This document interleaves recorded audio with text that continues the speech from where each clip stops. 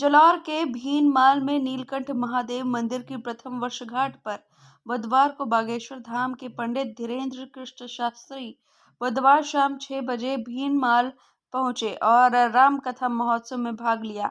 इससे पूर्व उन्होंने नीलकंठ महादेव मंदिर के गर्भगृह में आधे घंटे तक पूजा अर्चना की। कथा के दौरान उन्होंने सामूहिक अर्जी लगाई।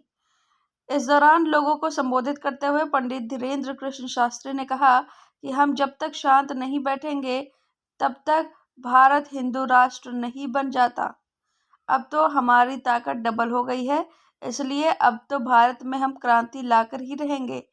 उपस्थित जन समूह को संबोधित करते हुए कहा कि ध्यान से ज्ञान की यात्रा करनी चाहिए और शव से शिव की यात्रा करनी चाहिए। भीनमाल नगरी भी कम नहीं है, यह महाकवि माघ की धरती है।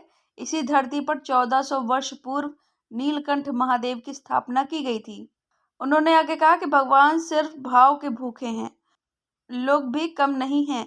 भगवान शिव को 1.5 रुपए का दूध चढ़ाते हैं और 2.5 लाख का पर्चा पकड़ाते हैं। 1.5 रुपए का दूध भी मिलावटी होता है।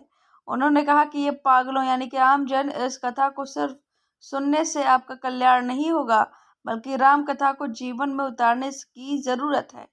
वहीं नीलकंठ महादेव मंदिर में आज से शुरू हुई राम कथा में कुमार विश्वास ने कहा कि भीनमाल देवों की नगरी है।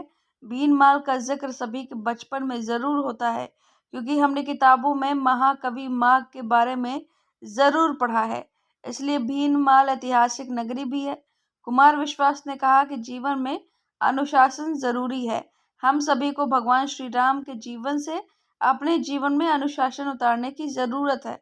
राम का नाम ही बड़ा है, जिसके जीवन में राम नहीं है उसका जीवन जीवन नहीं है। इस समय समुद्र पर श्रीलंका के लिए सेतु बन रहा था। उस समय भगवान श्री राम ने पत्थर पर श्री राम लिखा तो पत्थर भी तैर गए थे। इस दौरान भारी संख्या में श्रद्धालु उपस्थित रहे।